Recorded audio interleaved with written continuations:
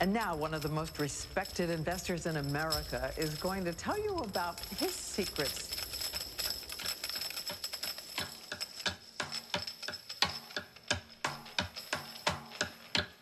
Warren Buffett. It's the sound of money. $9.2 Warren billion. Buffett, the second richest man in America. He's estimated to be worth about $62 billion. It makes him the richest man in the world. You know, Buffett is not exactly what you might expect. Even though he's in the money business, he doesn't even own a calculator or a computer. He takes the long view, and it's made him billions, many billions. Maybe you can beat the House, but I don't think you can beat Warren Buffett. Buffett filed his first tax return at 13 years old. But he's no average billionaire, Tom. No, he certainly isn't, Matt. He's a $44 billion average Joe. Warren Buffett has an approach that doesn't make him very popular with his fellow billionaires. Warren Buffett, the boy from Nebraska who grew up to become the Wizard of Omaha. What was it about him that allowed him to become the richest man in the world? How did he do it?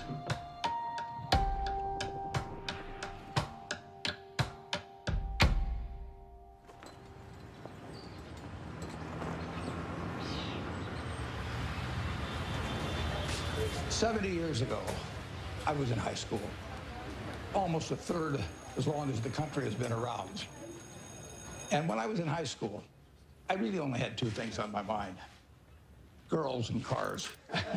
and I wasn't doing very well with girls, so we'll talk about cars. But let's just imagine that when we finish, I'm going to let each one of you pick out the car of your choice. Sounds good, doesn't it? Pick it out, any color, you name it. It'll be tied up with a bow, and it'll be at your house tomorrow. And you say, well, what's the catch? And the catch is that it's the only car you're going to get in your lifetime. Now, what are you going to do knowing that that's the only car you're ever going to have and you love that car? You're going to take care of it like you cannot believe.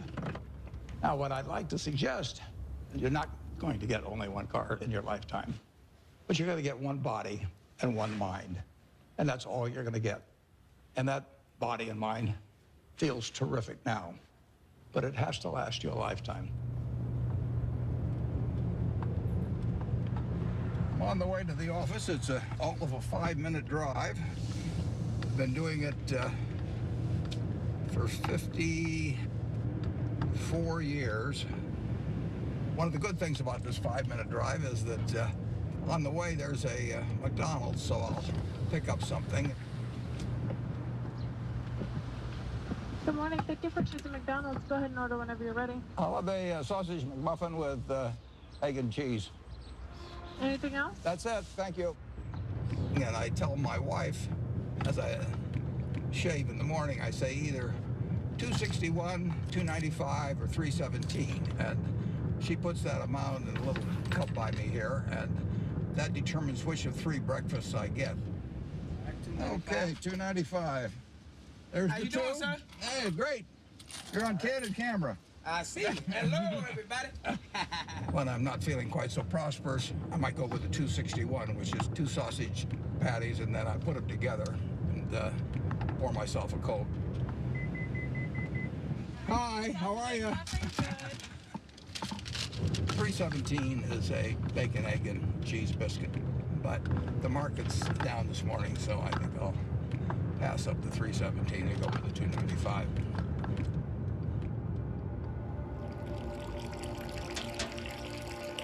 I like numbers. Started before I can remember. It just felt good working with numbers. I was always playing around with numbers in one way or another, and it was fun to have a bunch of guys over and have them betting on which marble would reach the drain first. I had a lot of energy as a kid. I was inquisitive, and I was the youngest one always in the class because I'd skip. I've always been competitive. I like to read more than most kids. I really like to read a lot. My Aunt Edie gave me a copy of the World Almanac And that was heaven to me. And I can still tell you that the almost population was 214,006 in 1930. Some numbers just kind of stick with you.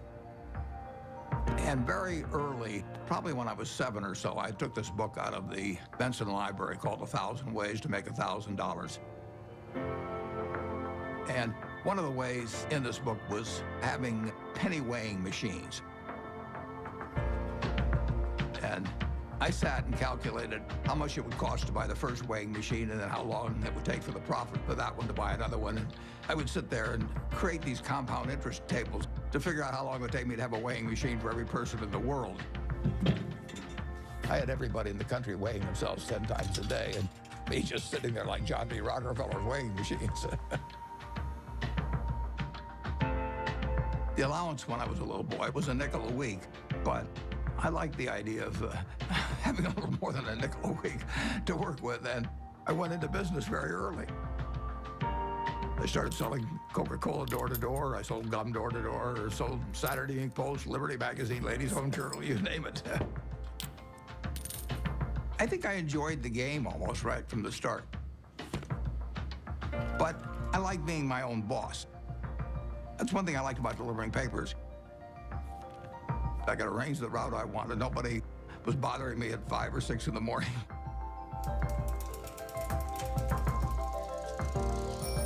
I was delivering 500 papers a day, and I made a penny a paper, but in terms of compounding, that penny turned into something else.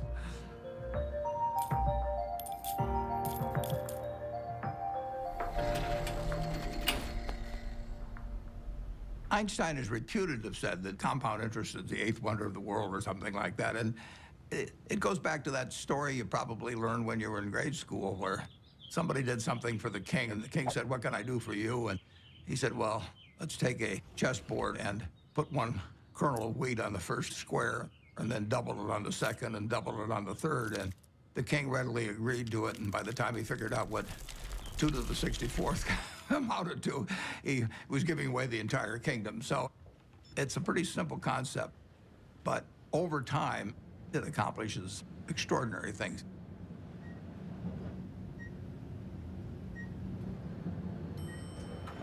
Berkshire is an amazing company. It's 4th largest company in the Fortune 500. He is the only person who has ever, from scratch, built a company that is in the top 10 of the Fortune 500.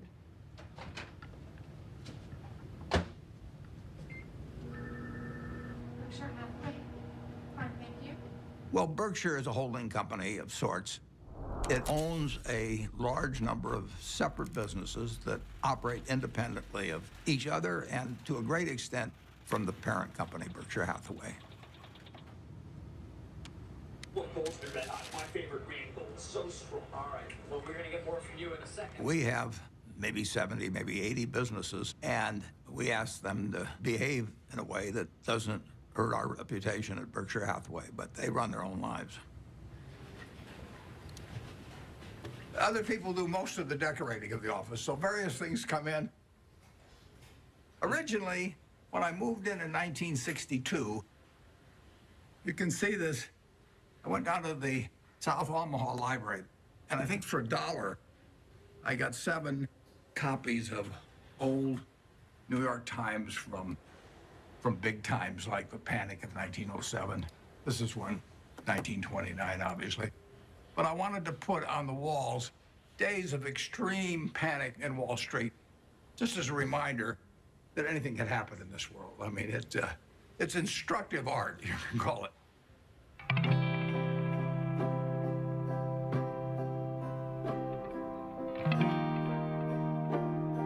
I was born in 1930 here in Omaha, Nebraska, during the stock market crash.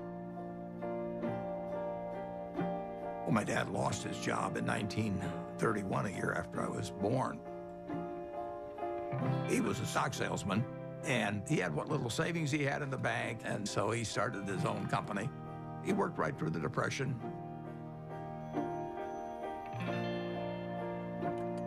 He had an investment company, and as an adult, when I look back, I thought, wow, did that ever take a lot of nerve? Sometimes we'd go down there on Sunday and we could play with the adding machine. My brother and I tended to play the games together. And I remember at one point, he said to me, I'm going to be a millionaire by the time I'm 30 or something like that. It was totally outside of anything my family had experienced, but he just was unusual that way. Well, I was the oldest, and then my brother, and then my sister. And my father would go to New York periodically to check on businesses and stocks and things like that. And he'd come back, he always had a costume for each of us, and Warren loved it. He was very good-natured. He was quiet. It was hard to tell he was a genius at that point. But, I mean, who was looking?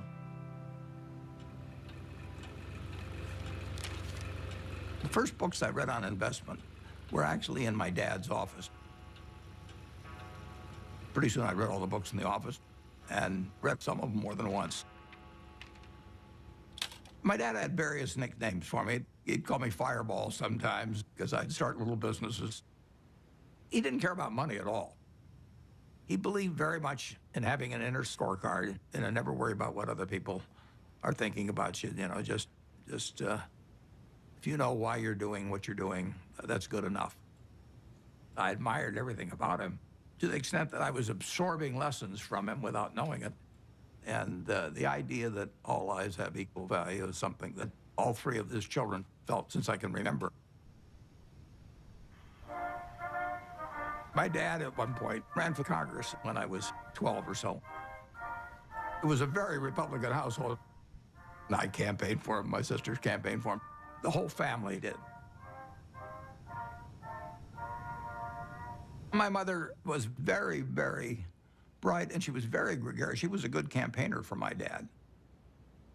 She had a lot of ambition, and I think my brother Warren got a lot of his extreme competitiveness from my mother, actually. She was brilliant at math. You know, I guess they still had these things where you cranked them and things added up, and she could add it in her head faster than the machine could do it. She was absolutely amazing in that. She was very dutiful about taking care of the kids, but you didn't get the same feeling of love. It was there, but it didn't come out the same way as with my dad. In the nation, the only permanent way to prosperity is a balanced budget. Unless that goal is achieved, all post-war plans will collapse like Hitler's conquest. You have heard Congressman Howard L. H. Buffett, Republican member of the House of Representatives from Nebraska, speaking on... When I was about 12 or 13, we moved to Washington, my family, and I was mad. I was having fun in Omaha. I lost all my friends, and now I moved to a town where they were all strange. So I was very, very unhappy. At school, I just lost interest. I took pleasure in tormenting my teachers. At that time, for example, AT&T was the stock that all teachers owned for their retirement. And I decided that it would drive my teachers a little crazy if I went short the stock, because when you go short a stock, you're betting that it will go down. So I shorted 10 shares of AT&T and then brought the confirmation to school and showed these teachers that I was shorting the stock. They found me a big pain in the neck, but they did think I knew a lot about stocks. And then at home, my mother would have terrific headaches. And you didn't want to be around her when she was having the headaches. And she would lash out more. She would never do it in public. Well, I think we were terrified of her. When I'd wake up in the morning, I'd listen to hear her voice. I could tell by her voice it was going to be a terrible day or not. When she got difficult, the three children felt it. When I was at the low point, sort of, I decided that I would run away. So I talked two other guys into running away with me. We went out and we started hitchhiking. And then we got picked up by the highway patrol, and that scared the hell out of us. It's very interesting. My dad never really gave me help about doing this. But he finally said, you know, he said, you can do better than this. And just saying that, I mean, I felt I was letting him down, basically. So in all ways, He was teaching me. He never taught by telling me things. He just taught by example. He had unlimited confidence in me, even when I screwed up. And that takes you a long, long way. The best gift I was ever given was to have the father that I had when I was born.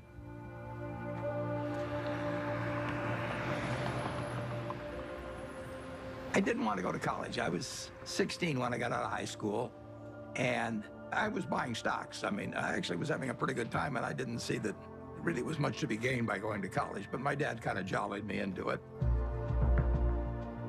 He had a roommate who was a friend of mine, and the roommate said it'd just drive him crazy because he studied all the time, and Warren would come in like 15 minutes before the exam and just ace his way through it. I finished in 3 years because I had enough credits, and I was in a hurry. I wanted to get out. When I got out of the University of Nebraska, I applied to Harvard Business School. They told me I was to get interviewed in a place near Chicago. I got there, and he interviewed me for about 10 minutes. And he said, forget it. You're not going to Harvard. And so now I'm thinking, what do I tell my dad? You know, this is terrible. And it turned out to be the best thing ever happened to me. Later that summer, I was looking through a catalog. And in the catalog, it had these names of people that were teaching. And one was Graham and another was Dodd. I had read this book by the two of them. So I wrote him a letter in mid-August. And I said, Dear Professor Dodd, I said, I thought you guys were dead. But now that I found out that you're alive and teaching at Columbia, I would really like to come. And he admitted me. So, you know, that it just shows you never can tell.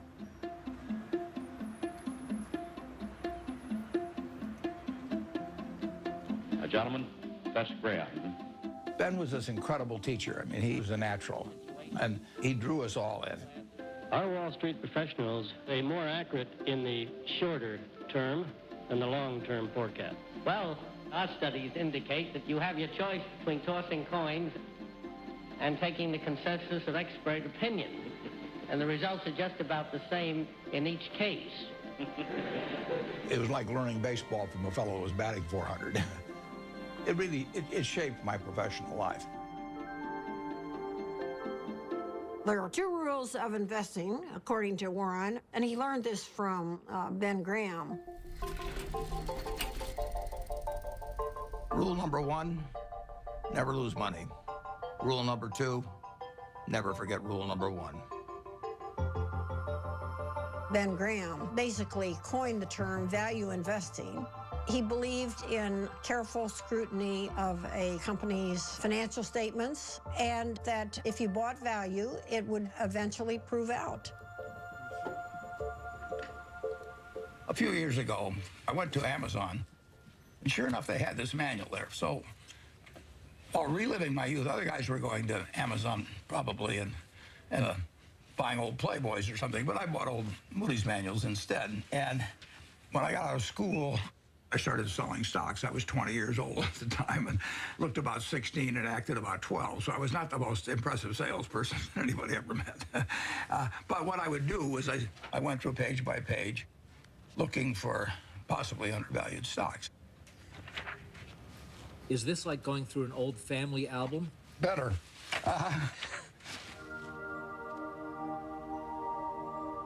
When I got out of business school at Columbia, I developed pretty decent skills in terms of business, but I hadn't really come to terms with the world exactly. What were you like around girls back then? Bad. I was sort of out of the swing of things there for a while. I went to my 60th reunion. There's a girl there.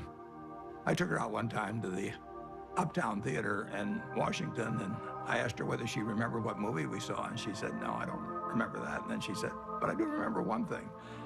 And like an idiot, I said, what was that? And she said, well, you picked me up in a hearse. And it was true that I owned a half interest in a hearse when I was in high school, which was not the smoothest thing, or coolest, as I would say now, the thing that you could do on a date. There were two turning points in my life. Once when I came out of the womb, and once when I met Susie, basically. She was the girl, yeah. But it took her a little longer to figure out I was the boy. I was going to be his youngest sister's roommate at Northwestern. So I walked into their house, and he was sitting in this chair, and he made some sarcastic quip. So I made one back. I thought, who is this jerk? And that's how we met, yes. Listen, Warren is smarter than you even know. His brain is going all the time. And my dad said to me, now you have to understand about him. You're not going to have discussions with him like you would most normal people. But he has a heart of gold. He was just totally enamored of her, and why not? And she of him. She'd sit on his lap all the time, and he'd stroke her hair. It was softening him. Susie was really kind, considerate, and she was the balancing force. I just got very, very, very lucky. But I was a lopsided person, and it took a while, but she just stood there with a little watering can and just nourished me along and changed me. Somebody once said that the chains of habit are too light to be felt until they're too heavy to be broken. I had been terrified of public speaking. I couldn't do it. I'd throw up. And I knew if I didn't cure it then, I'd never cure it. And so I saw an ad in the paper for the Dale Carnegie course, which worked on developing your ability to speak in public. And I went down there. Be sincere. A good smile has the same effect as a puppy's tail. When a puppy wags... They made us do all these crazy things to get out of ourselves, and so we stood on tables and did all kinds of things.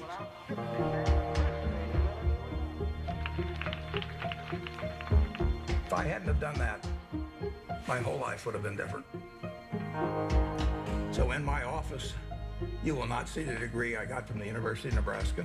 You'll not see the master's degree I got from Columbia University, but you'll see the little award certificate I got from the Dale Carnegie course. As a matter of fact, every week, the instructor would give a pencil to whoever had done the most with what we'd learned the week before. And so in the fourth or fifth week, I proposed to her mother, and she said yes. And so that week, I won the pencil, and I also got engaged. I mean, it was an incredible week. The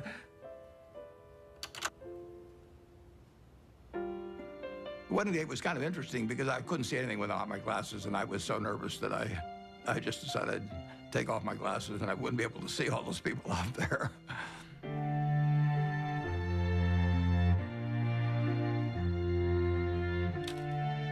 She was 19 when we got married, and I was 21.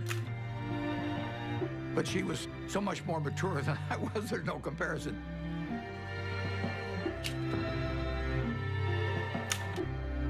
She was a better person than I was.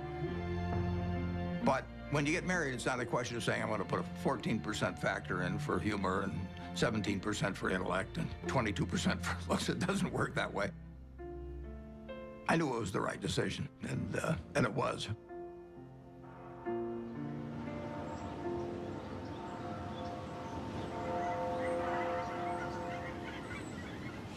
You could live anywhere in the world. Why do you choose Omaha, Nebraska? Yeah, I love it. I was born about a mile from here, and I've never had a bad experience in Omaha.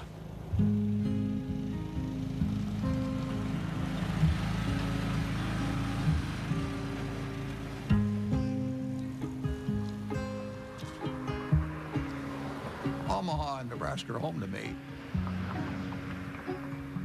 Everything about it seems like home. It's a pace, it's relationships. There's a lot of continuity, there's a lot of community, there's a lot of friendship. It's a very solid place and friendly place in which to grow up and in which to conduct a business.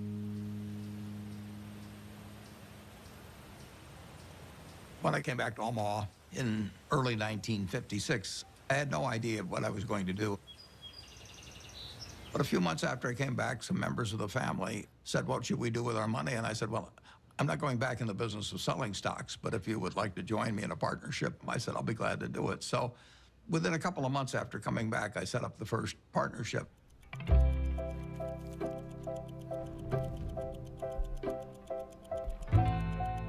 I wrote all the checks individually. I filed 11 income tax returns. I took delivery on stocks for all the different companies. I was a one-man band there for 6 years. Warren would sit upstairs in his little office there, and I would bring up the name of a company, and most of the time, he knew much more than I did about the company. He'd know how many shares were outstanding, he'd know the capitalization, he'd know the earnings. It was absolutely incredible. I mean, when Warren said something, it meant a heck of a lot. And I think all of us paid a lot of attention to Warren when he took a definite stand on something. When I first met Warren back in 1959, I recognized immediately that he was a very intelligent person. For the last 4 or 5 years, the stock market has been booming along and presumably forecasting better business, which has really not materialized. So maybe the stock market is really correcting a previous incorrect forecast this time rather than making a new correct one. He made a lot of money buying thinly traded securities that were incredibly cheap statistically. Warren was at that time dealing with small companies, and his investments often were to buy a company that you could figure was a discarded cigar butt, but it had one more smoke in it. And he wanted to buy at the right time to be able to benefit from the one smoke. The first partnership started with $105,100. I put up the 100 and the other people put up the 105,000. And then at the start of 1962, I moved to Kiewit Plaza. And by the time I moved to Kiewit Plaza, we had $7 million invested, and a fair amount was profits. I was then renting a house. I never owned a house to that point. And then 2 years later, I bought the house I live in today in 1958.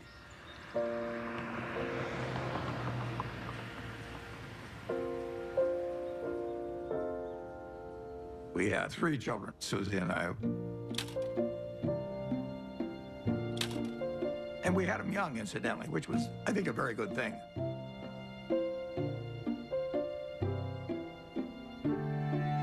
My daughter Susie was born here. I named her Susie just like that as soon as I looked at her, because she looked just like her mother. And she was a cinch. And then Howie was, you know, this absolute bundle of energy, which made things very difficult for Big Susan for a while. Peter again reverted back to Susie's personality, and he was an easy child.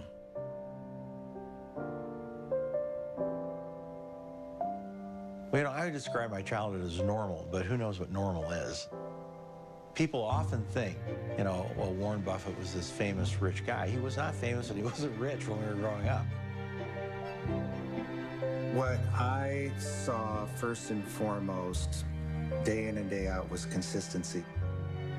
Every day we'd hear the garage door close in the house, and then like clockwork, my dad would come in the door, I'm home, and we'd all eat dinner together, which I think surprises a lot of people. My dad used to rock me to sleep at night and sing Over the Rainbow. So I have this insanely sentimental attachment to that song. I've always had a really close relationship with him.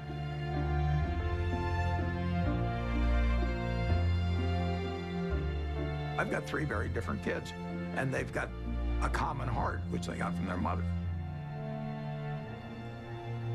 She did most of the work, by far, of bringing up the children, which was probably a good thing. They have more of her qualities than mine, which I would recommend. Well, my mom was the biggest part of my life growing up. Even though I got disciplined on a regular basis, and she was usually the one doing it, she was still my best friend. She was somebody who would help anybody. I mean, whether she knew them or didn't know them, or maybe even didn't agree with them, she would still help them. She was incredibly empathetic, and she was interested in every person individually. She never cared about money or business at all. I mean, he would go around saying, I'm going to be the richest man in the world. And I think, well, it's like somebody says I play music and I'm going to be Mozart. I don't know. How does anyone know? How does anyone know, you know? So that was okay. I don't really care about that. I would say that Susie led Warren toward changing his political views. He grew up as a young Republican. His father was a Republican congressman. But Susie saw things in different ways. She was the catalyst.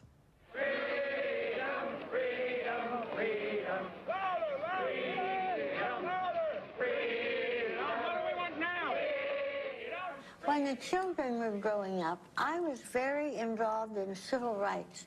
I was immersed in it, and I think that's what made Warren a Democrat. He would go with me to hear speakers. I remember that speech that Martin Luther King gave. That was one of the most inspiring speeches I've ever heard. I come to say to you this afternoon, Took me right out of my seat. My wife was with me, and we both had the same experience. It was interesting. In that speech, he talked about truth forever on the scaffold, wrong forever on the throne, but that scaffold sways the future. Well, he was going to be dead in 6 months, but that scaffold did sway the future. My wife was more active than I was, but I was 100% with her mentally. I was just working a little more on my own investments. But it did make a difference what we were going to do with the money after we made it. I thought I would pile it up over the years, then she would unpile it in terms of running one very large foundation. And I was particularly good at compounding money, and therefore society would benefit by waiting. I was genetically blessed with a certain wiring that's very useful in a highly developed market system where there's lots of chips on the table, and I happen to be good at that game. Ted Williams wrote a book called The Science of Hitting, and in it he had a picture of himself at bat and the strike zone broken into, I think, 77 squares.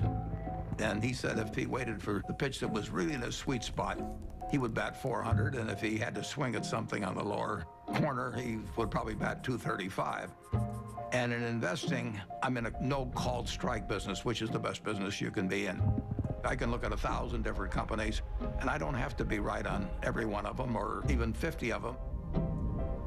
So I can pick the ball I want to hit. And the trick in investing is just to sit there and watch pitch after pitch go by and wait for the one right in your sweet spot. And if people are yelling, swing you bum, ignore them. There's a temptation for people to act far too frequently in stocks simply because they're so liquid. Over the years, you develop a lot of filters. And I do know what I call my circle of competence. So I stay within that circle, and I don't worry about things that are outside that circle. Defining what your game is, where you're going to have an edge, is enormously important.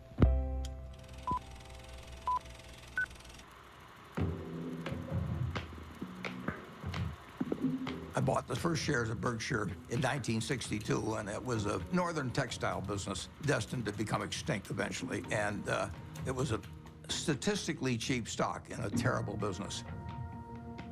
Berkshire Hathaway was closing mills, and as they closed mills, it would free up some capital, and then they would repurchase shares.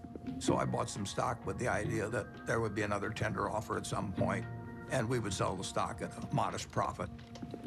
And at one point, the management asked me at what price we would tender our stock, and I said $11.50.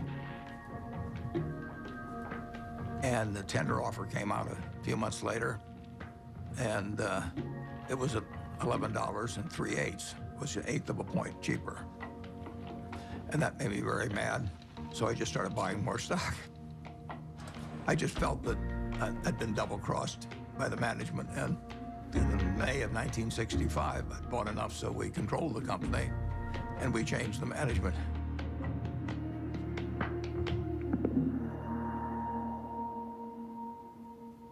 That was a pretty silly way to behave, as Warren has recounted in retrospect. One of the reasons Warren's successful is he's brutal in appraising his own past. He wants to identify misthinkings and avoid them in the future. But it was an accident that he chose Berkshire Hathaway.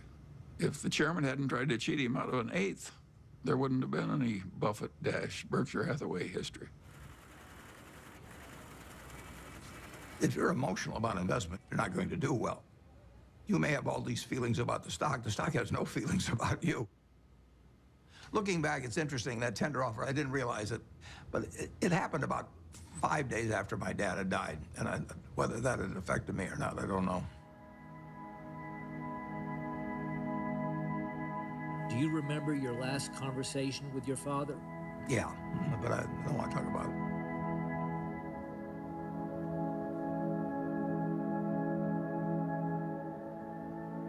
I think it just sobered him and hurt him. But Warren soldiers on. Both Warren and I could look at our fathers and see what they did right and what they did wrong. Warren's father was a real old-fashioned right-wing ideologue. And his father was so intense about it that Warren just decided that it was a mistake. It cabbaged up your head to be that much of an ideologue. So he loved his father, but he didn't want to become that much of a true believer in anything. My politics became more overt after my dad died. Civil rights changed my views. You know, in 1776, Thomas Jefferson wrote, "All men are created equal," and then when they wrote the Constitution, they all of a sudden decided that, no, it was just 3/5 of a person if you were black. I mean, that struck me as kind of crazy. I was talking to him one day about some racial issue, and he said to me, "Wait till women discover they're the slaves of the world." Now, how many men were cognizant of that, and even women then? The initial example is really my mother. She came from a generation where the main function of the wife was to help her husband in the job. And my sisters are fully as smart as I am. They got better personalities than I have, but they got the message a million different ways that their future was limited, and I got the message that the sky is the limit. And it wasn't due to a lack of love or anything of the sort. It was the culture. On the other hand, you can look at the flip side of that and say it's quite encouraging, because if you look at what this country accomplished only using half of its talent, you know, just think of the potential for the future. I'm enormously bullish on America over the future, and part of the reason is that we, by some rather stupid decisions, essentially put half our talent on the sidelines. Warren is probably the most rational person I've ever met. Charlie Munger would be a close rival. And Charlie became a man that Warren depended on heavily. And I think his first experiences in the discarded cigar butt era convinced him that it was not exactly where he wanted to be. He'd made so much money for so long doing what he'd been taught by Ben Graham, which is to buy these very cheap stocks. And if they were cheap enough, he didn't care it was a lousy company and a lousy management. He knew he was going to make money anyway just because of the cheapness. Charlie Munger has had a big impact on me in moving me toward looking for wonderful companies at fair prices rather than fair companies at wonderful prices. And that was enormously important because it enabled Berkshire to scale up in a way that would have been impossible to do otherwise. Yep. What are the key indicators you look for within companies before making an investment? Well, I look for something that does give them a moat around it. We have a company called See's Candy out on the West Coast. See's Candy is boxed chocolates. If you give a box of See's chocolates to your girlfriend on the first date and she kisses you, we own you. You know, I mean, we can raise the price tomorrow and you'll buy the same box. You're not going to fool around with success. So the key there is the response. You do not want to go home on Valentine's Day and say to your wife or your sweetheart, preferably they're the same person, you don't say, here, honey, I took the low bid. It doesn't work. Price is, to a degree, is immaterial. If you've got an economic castle, people are going to come and want to take that castle away from you. And you better have a strong moat. You better have a knight in the castle that knows what he's doing. You're not buying an asset. You're buying a name. You're buying a brand. You're buying a real franchise here. And Charlie was more responsible for that than anybody. We were mental partners right from the moment we met. I want to know, going back 50 years, what it was like when you first met Warren. Well, I thought he was a prodigy.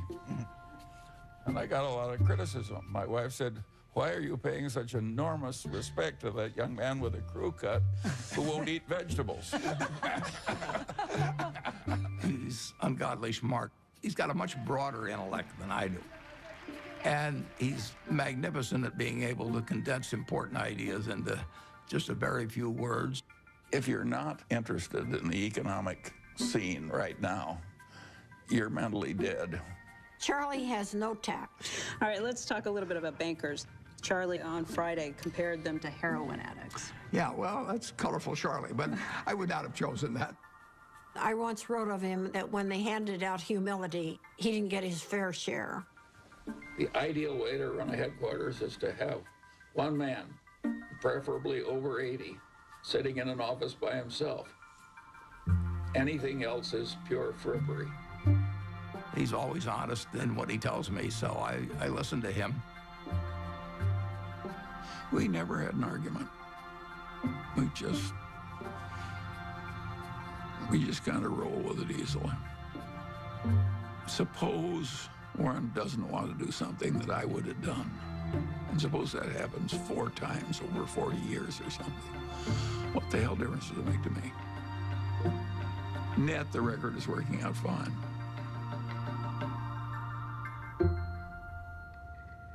Both of us know that we've done better by having ethics. Warren's not interested in making money by cheating people. Warren's opinions of Wall Street investment bankers would not endear him to their mothers. He feels that they're, for the most part, not out for their clients. They're out for their own business interests. In the late 1960s, there were just a flood of accounting shenanigans and mergers built upon false accounting and misleading people. It was a time when a lot of charlatans were prevailing in Wall Street and were being applauded by Wall Street. And I understood what the game was about, but I didn't want to play in it. So I closed down the partnership at the end of 1969, and I took on the title of chairman for Berkshire Hathaway. Well, I think the modern Berkshire is pretty much all a reflection of Warren. I have constructed a business that fits me. It's kind of crazy to spend your life painting if you're painting a subject you don't want to look at. I've gotten to paint my own painting in business on an unlimited canvas, in a way. It's a different sort of place. I work with a great group of people that make my life very easy and that take good care of me. We have 25 people in the office, and if you go back, it's the exact same 25, the exact same ones. We don't have any committees at Berkshire. We don't have a public relations department. We don't have investor relations. We don't have a general counsel. We don't have a human relations department. We just don't go for anything that people do just as a matter of form. It's exactly the life I like. And it's not work to me. It's just a form of play, basically.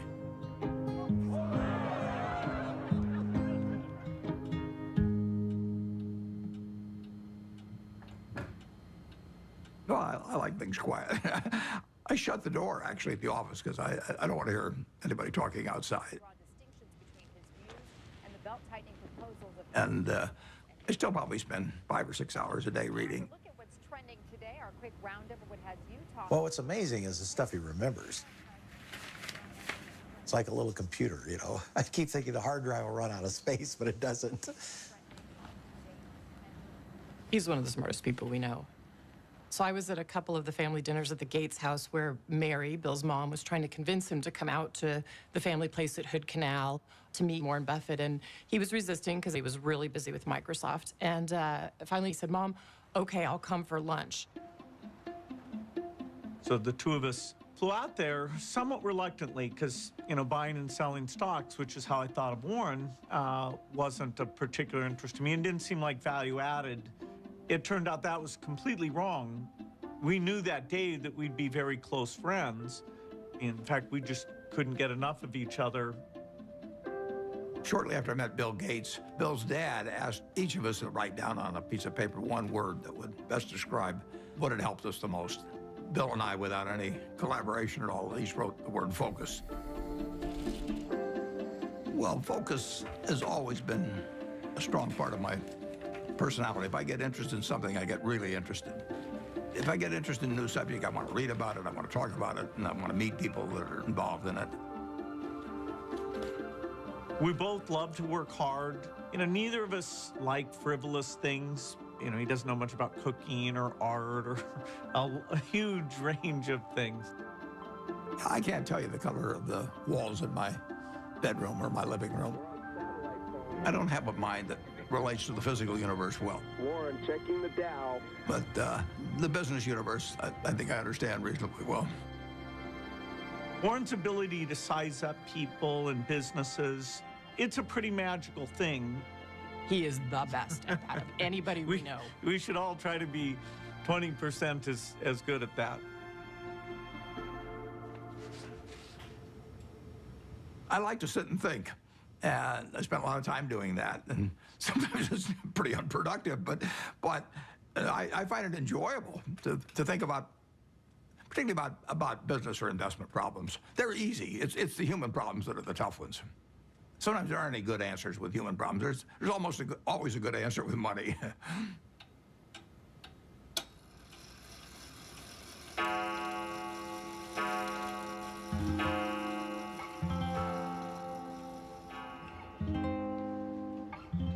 He was sort of a genius.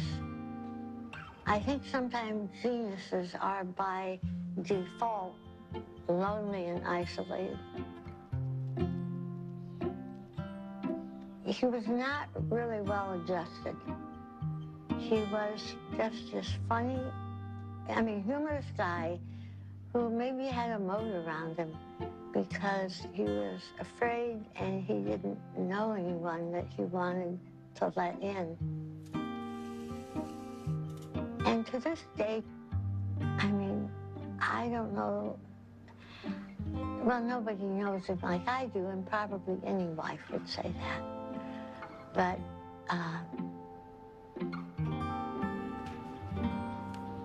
he's a loner in a sense. And it's difficult to connect on an emotional level because I think that that's not his basic mode of operation. He was there physically, but he was upstairs reading all the time. I always told my mother we have to talk in sound bites.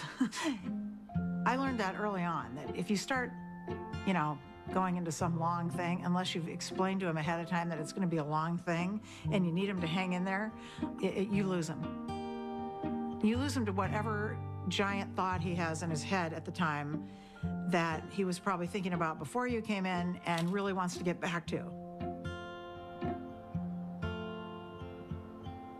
He's not like the rest of us. I don't think my dad ever took anybody for granted, but you are a little bit blind, I think, sometimes to what other people might be doing behind the scenes. And my dad's gotten a little bit of a pass. Warren can't find the light switch, and it's probably my fault.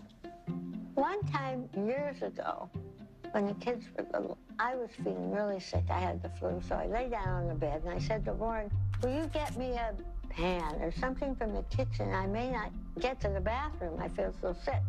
He said, okay. So he trotted down to the kitchen, and I hear this bang, biff, boom, bang. And he comes up, and he brings me a colander, and I looked at it, and I said, look, honey, this has holes in it. Oh, okay. So he ran down, all this banging with him. He comes up, and he puts the colander on a cookie sheet.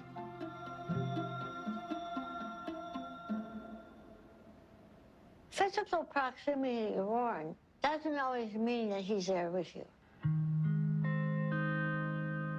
He's so cerebral, you see.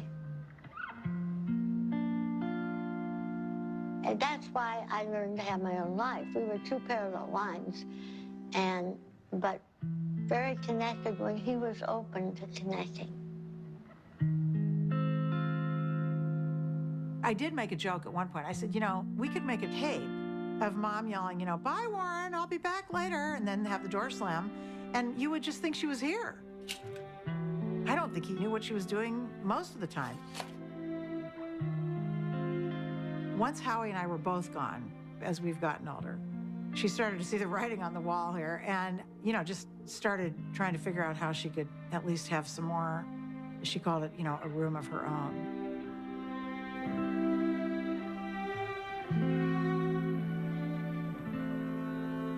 The worst mistakes involve not understanding other people as well as you might.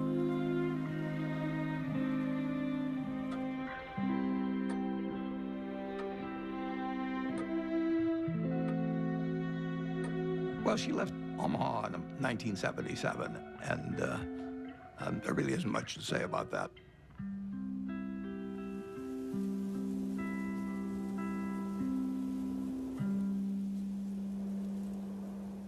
It was devastating for him.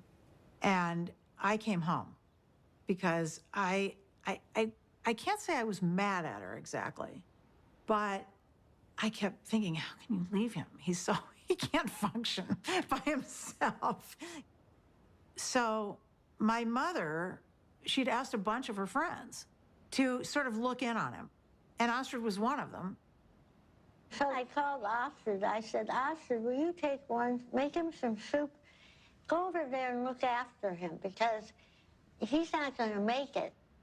And it took him a while to figure it out, but he figured it out. I said, I'm not leaving you because I'll be wherever you want me when you want me.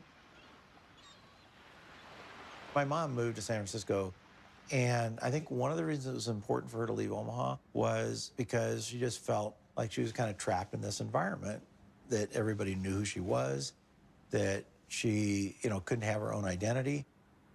He knew that there was something she needed to do, and that she really recognized that the money gave us all and her a choice in a lot of ways that a lot of people didn't have. There was a time Warren was getting criticized that here was this very, very rich man who was getting richer every year and really wasn't giving a lot of money away. And there was terrific criticism by some people, which Warren never said anything about. The biggest thing in making money is time. You don't have to be particularly smart, you just have to be patient. Susie didn't want to wait as much as I did, but she never quite appreciated compounding like I did. That is a disagreement we have. I run a foundation now. I think we should be giving more money away. But I understand why we don't, because it's business. To me, the crux of it is that it wasn't the money itself.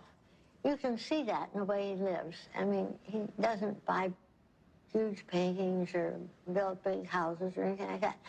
It's all mental with him. And the money is his scorecard. And he used to say to me, everybody can read what I read. It's a level playing field. And he loves that because he's competitive. And he's sitting there all by himself in his office reading these things that everybody else can read. But he loves the idea that he's going to win. I'll tell you how you do it. Have you ever seen a juggler juggle 25 milk bottles? How did he ever get to do that? The answer is he started with 1 bottle, then 2, then 3, and just kept doing it, and pretty soon he was at 25. And that's the way we did it. So basically, we started out with cash. and ended up buying a bunch of businesses, including insurance companies. Insurance is in itself a profitable business, but it has the additional advantage of creating something that's called float. And float is the money that hangs around Berkshire while a claim is waiting to be paid. And Warren turned out to have an extraordinary ability to use the money thrown off by the float to buy companies that fed the growth of Berkshire.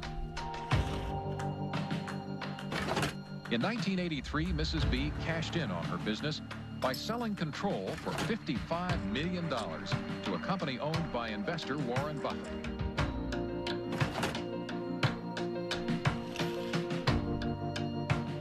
Warren was quite an expert about newspapers. He got interested in the Post because he recognized it as a greatly undervalued company.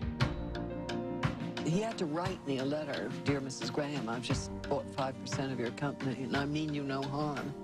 And I think it's a great company. I know it's Graham owned and Graham run, and that's fine with me. And I thought, whoa, this guy's really terrific. He used to come to board meetings with about 20 annual reports. And he would take me through these annual reports. I mean, it was like going to business school with Warren Buffett. Kay Graham did introduce Warren to the world of Washington, entirely different group than he had ever dealt with before. It was clear that working with Kay gave him a different kind of confidence, and he was the star. Everyone wants to hear what Warren Buffett has to say. The Oracle of Omaha, building his image and having some fun. Berkshire shares have increased more than 2,000% in value, one of the largest market capitalizations in the world, and it could grow a lot larger since Warren Buffett shows no sign of slowing down. So how did he do it? By investing in what he knows and understands. Good old-fashioned American brands like Coca-Cola, Fruit of the Loom, and Dairy Queen. What inspired you? This inspired me. Find what you like. Is that what Yeah, absolutely. Today, the Coca-Cola Company will sell almost 2 billion 8-ounce servings of one form or another of Coca-Cola products. Now, if you get an extra penny a day, a penny a serving, that's $20 million a day. That's $7.3 billion a year from 1 penny more. When you own Coca-Cola, you own a little piece of the minds of billions and billions of people. That is really good. Who's got the most $100 bills these days? Well, his name is Warren Buffett in this country, and he has just displaced his friend Bill Gates as the richest businessman in the world.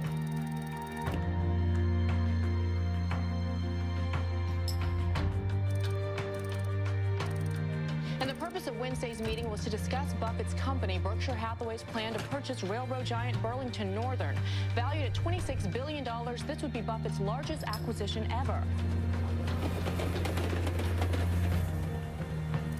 He's created Berkshire from virtually nothing into hundreds of billions of dollars of market cap.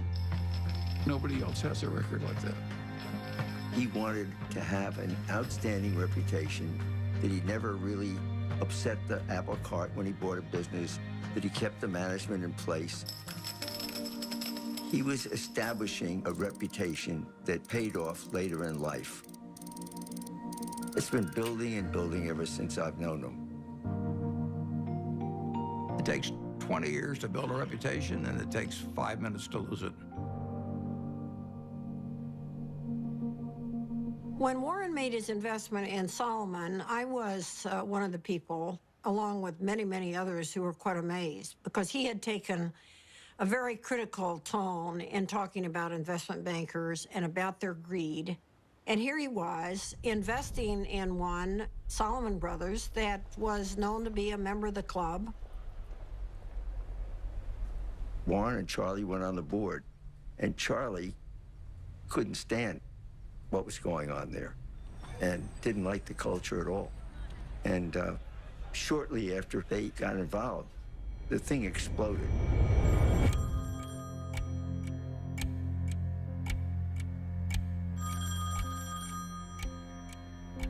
In 1991, on a terrible day in August, I got a call, and the two top officers of Solomon were on the other end, and they said that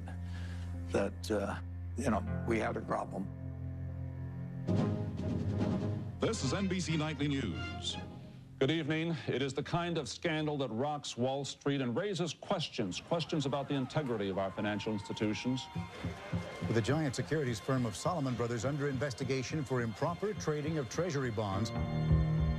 Solomon admitted it exceeded the limits of trading in government bonds, once by buying bonds in the name of a customer who didn't even know about the deal.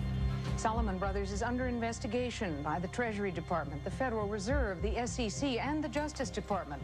But more important than the fate of the firm itself is the impact their actions could have on the public trust and on the credibility of the American market worldwide. The company owed $150 billion. It owed more money than any other private company in the United States at the time. And that night, I met with the man that ran the Federal Reserve of New York, who was the sheriff, in effect. And I said, I've never really owed very much money before. I said, I've got a little mortgage on a house, but $150 billion is a little staggering. And I was hoping he would say, well, don't worry, Warren, we'll give you a few weeks to breathe.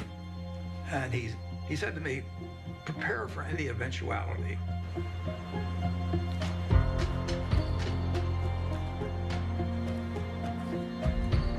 Earlier today, the U.S. Treasury Department announced that it had suspended Solomon Brothers from participating in the auction of new issues. It was one more jolt for a scandal-scarred Wall Street. The Fed was in effect saying, you're an evil force and we don't want you trading our bonds. It was a huge turning point for Warren. And he believed that at that particular point, his reputation was on the line. Warren had 24 hours to make up his mind as whether he was going to go forward or just bow out. And I think at that point, Solomon Brothers could have gone into bankruptcy. And Warren stepped up and took responsibility. Okay, I'm Warren Buffett. I was elected interim chairman of Solomon Inc. A few hours ago at a board of directors meeting. Why was it necessary for you to step in, and what is your mandate of leadership? I think that it was necessary to step in because I would do whatever was needed to dig out any bit of information about what's happened in the past, and I would do everything I could to make sure that things are exactly right in the future. Mr. Buffett, are you satisfied that the worst? I had to convince the Treasury that what was done in the past was awful and stupid, and they had every right to be furious at us.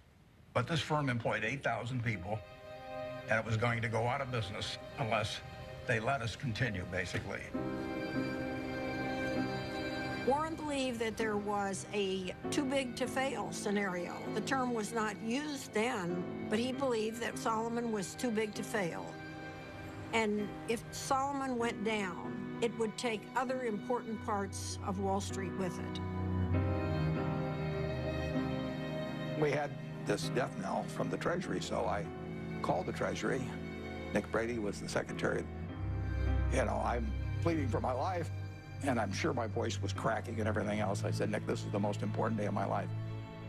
And that I really did feel that it was going to be a colossal disaster.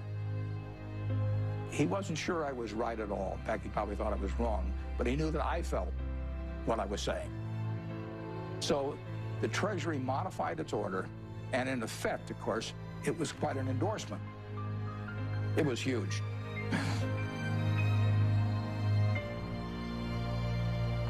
It saved Solomon.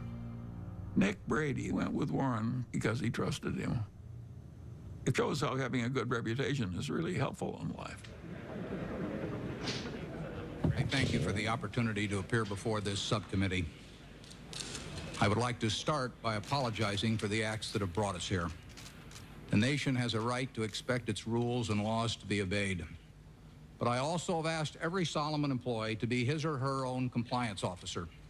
After they first obey all rules, I then want employees to ask themselves whether they are willing to have any contemplated act appear the next day on the front page of their local paper to be read by their spouses, children, and friends. If they follow this test, they need not fear my other message to them. Lose money for the firm, and I will be understanding. Lose a shred of reputation for the firm, and I will be ruthless. I welcome your questions.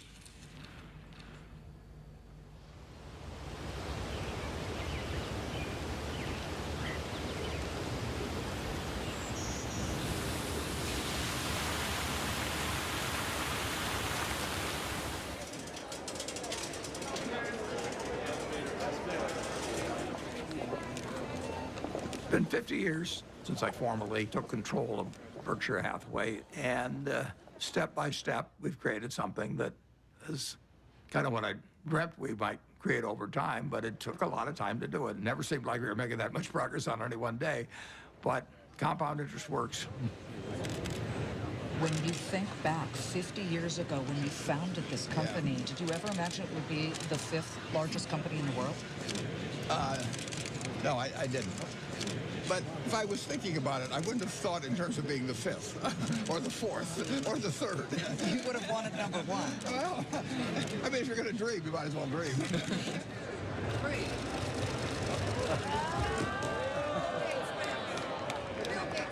Well, a Berkshire Hathaway shareholders meeting is partly a fun festival. It's sort of a Mardi Gras for people that come every year. It's a chance for us to have a lot of fun and meet the people that have entrusted us with their money. Well, we used to have just 30 people in a cafeteria, and now we have this huge public spectacle. Celebration is part of making a group of people work well together. It's a celebration. We are glad you're here at our meeting. Be sure to check out our wares. We'll sell you C's candy and dilly bars and insurance for all of your cars, for it's buy all you see at the Berkshire Show.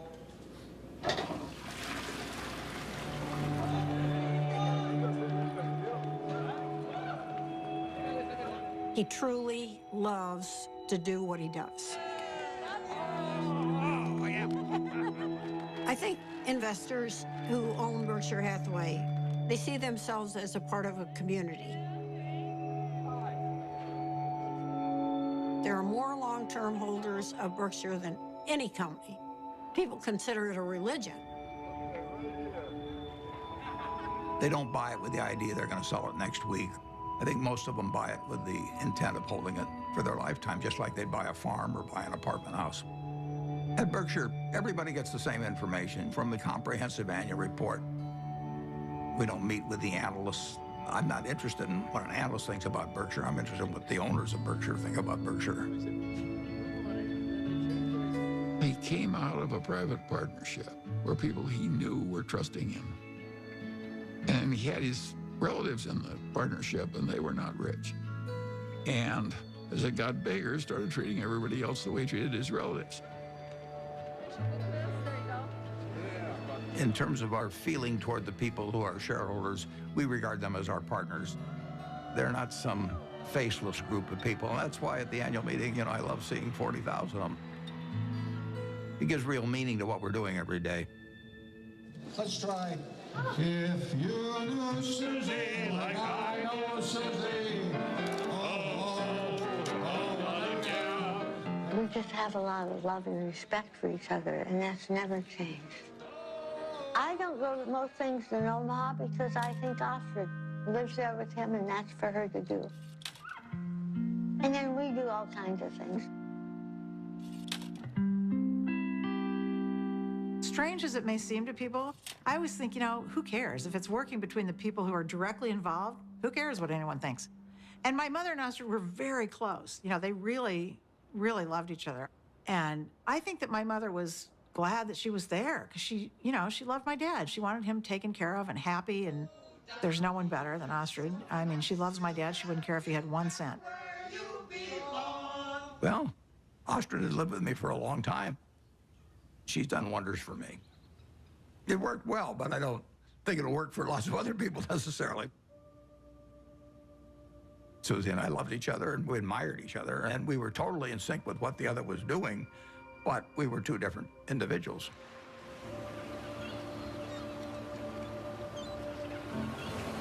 The first time Warren came out to San Francisco, we took a walk and he looked around, and he's not very visual. He was looking around and he said, this is your city.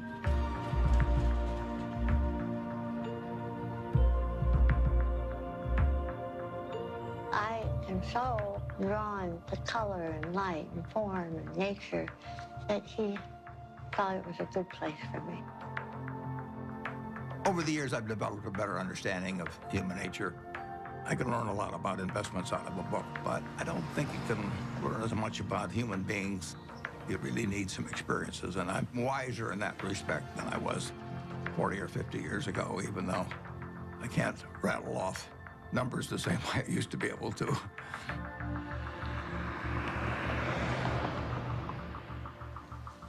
Well, I think that what we do reflects who we are. That's true for everybody in this room. And if you do the work I do, you meet the best human beings in the world. People who've made a choice not to make money, but to serve other human beings. I think it's the best kind of life anyone could have.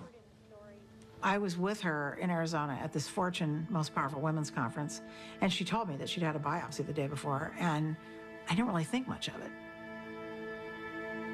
Then we got home, and the biopsy results were not good. It was stage 4 oral cancer.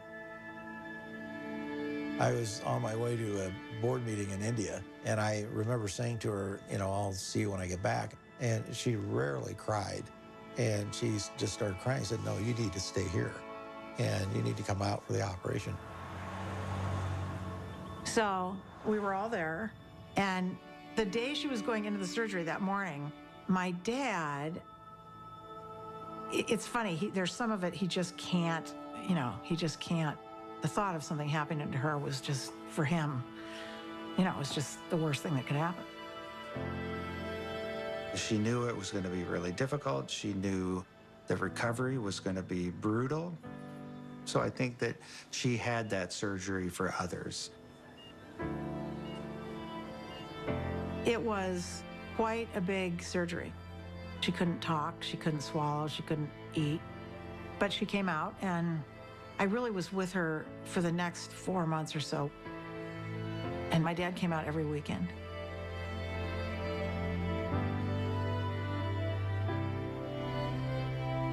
And in a few months, she was doing better.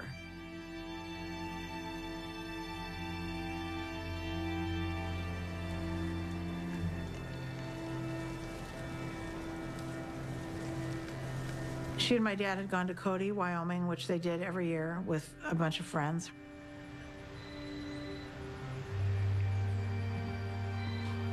And my dad called, this was, 8 o'clock at night or something. And he said, something happened to Mom. I'm in an ambulance. You need to come. I actually thought something happened to my dad. I don't know why I thought that, but I guess I thought, my mom had this recovery, it was successful, and why would anything happen to her?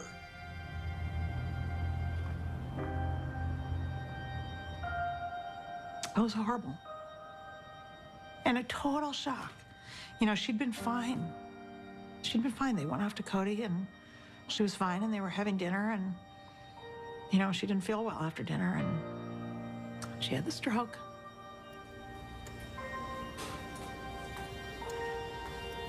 We went into the hospital room, and my dad was sitting there. He'd been sitting there all night, holding her hand. I was so proud of him, because when it came down to it, he knew what he was supposed to do, and he did it, which was nothing.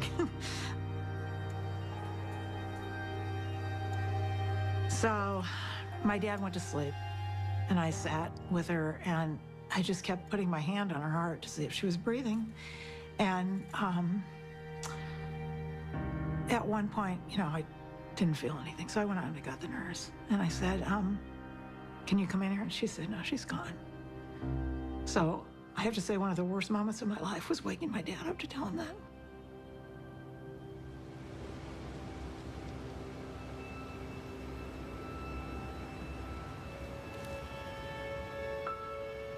It's a very strange thing, love. You can't get rid of it.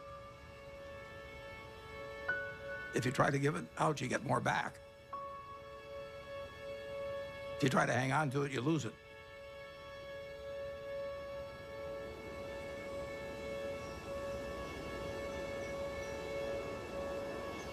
Susie really put me together.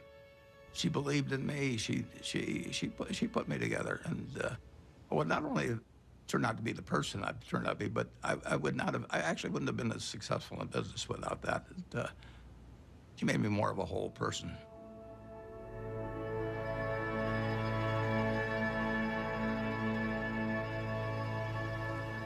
He went dark, essentially quiet and inward for a certain amount of time. You know, my dad is a solitary guy, and he had lived essentially a solitary life in a lot of ways. I think it came down to him figuring out how he was going to get through this tunnel and get out the other side.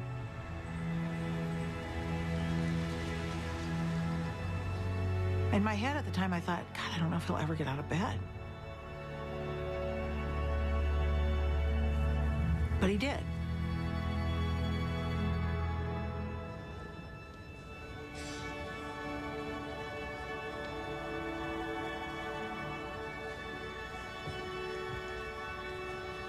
Welcome.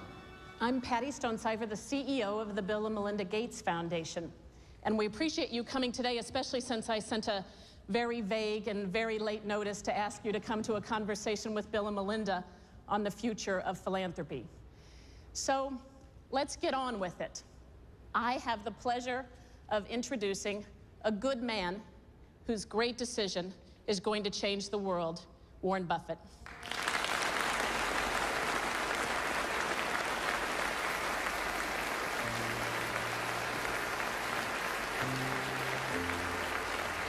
A remarkable decision tonight from one of the richest men in the world.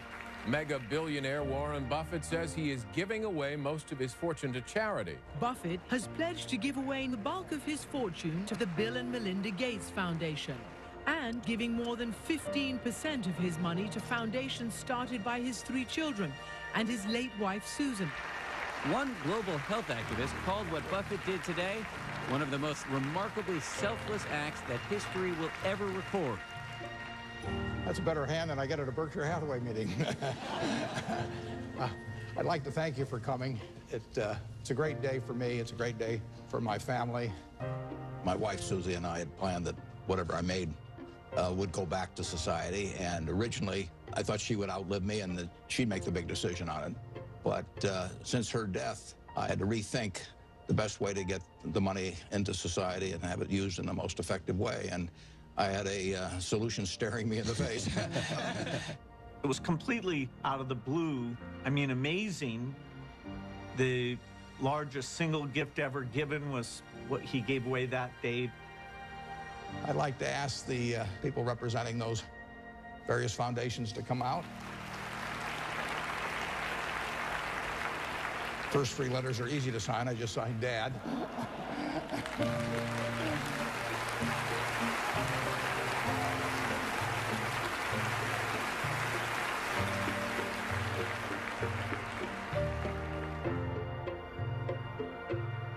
When he wrote the letter to us, he put something in that letter that was incredibly important to me, which was exactly how our foundation behaves, which is if you're going to try to bat 1,000, you won't do very many things that are important.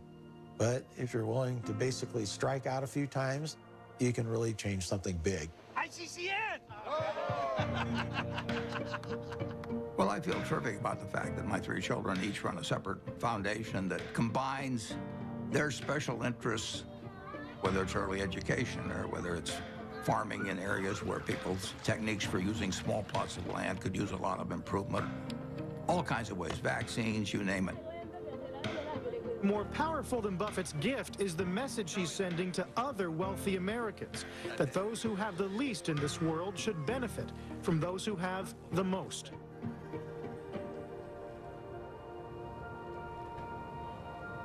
In my entire lifetime, everything that I've spent will be quite a bit less than 1% of everything I make. The other 99% plus will go to others because it has no utility to me.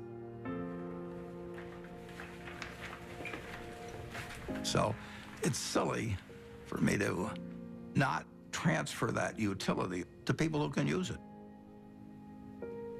It's doing me no good.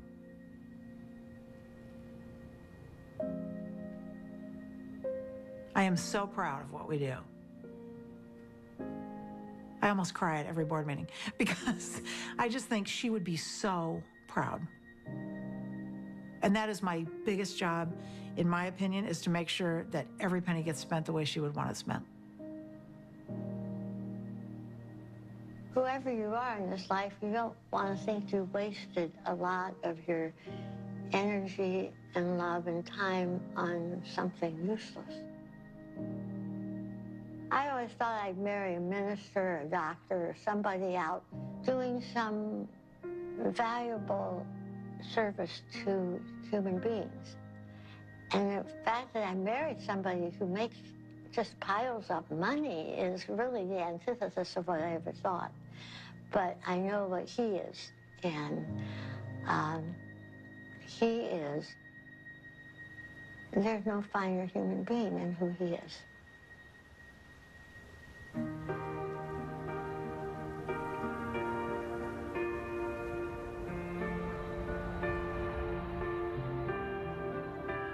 The truth is that I'm here in my position as a matter of luck.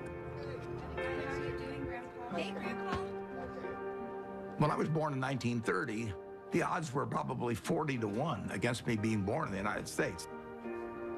I did win the ovarian lottery on that first day, and on top of that, I was male. Put that down as another 50-50 shot, and now the odds are 80-1 against being born a male in the United States. And it was enormously important in my whole life. To think that that makes me superior to anyone else as a human being is just, I can't follow that line of reasoning. Terrific. Okay, good luck. I think I was lucky to have been standing alongside Warren Buffett while he was becoming Warren Buffett. He has developed over the years. He's broadened. His values extend through all of his life. He wants to lead a life that he and his father, if his father was still living, would say was a good one. I think he's going to end up in the history books 100 years from now. I'm not sure what role he's going to be assigned. Will he be famous for what he did as an investor or as a philanthropist? But Warren said that his ambition in life is to be a teacher. The world is a great movie to watch, but you don't want to sleepwalk through life. The important thing to do is to look for the job you would take if you didn't need a job. And life is wonderful then. I mean, you know, you jump out of bed in the morning because you're really looking forward to the day. I have, for over 60 years, been able to tap dance to work just because I'm doing what I love doing. And I just feel very, very lucky. Okay, class dismissed.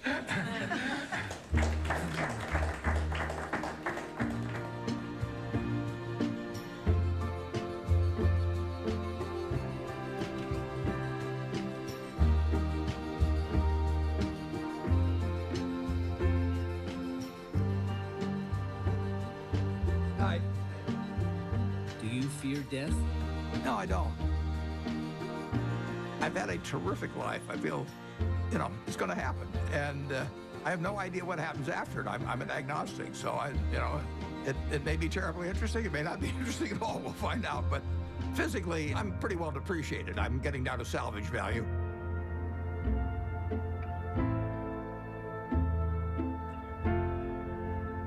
But it really doesn't make any difference at all. It doesn't interfere with my work. It doesn't interfere with my happiness. It doesn't interfere with my thinking.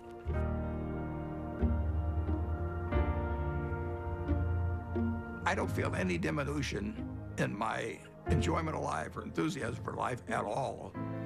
In fact, in a sense, the game that I'm in gets more interesting all the time. It's a competitive game, it's a big game, and I enjoyed the game a lot.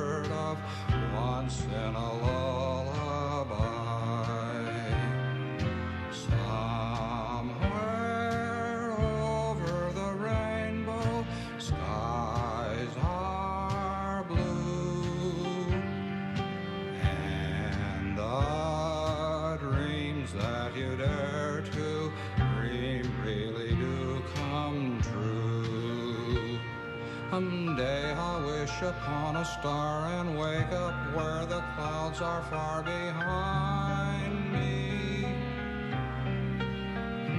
where troubles melt like lemon drops away above the chimney tops. That's where you'll find me, somewhere over the rainbow.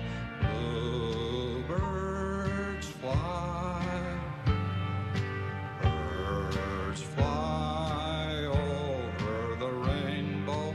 Why then, oh, why can't I?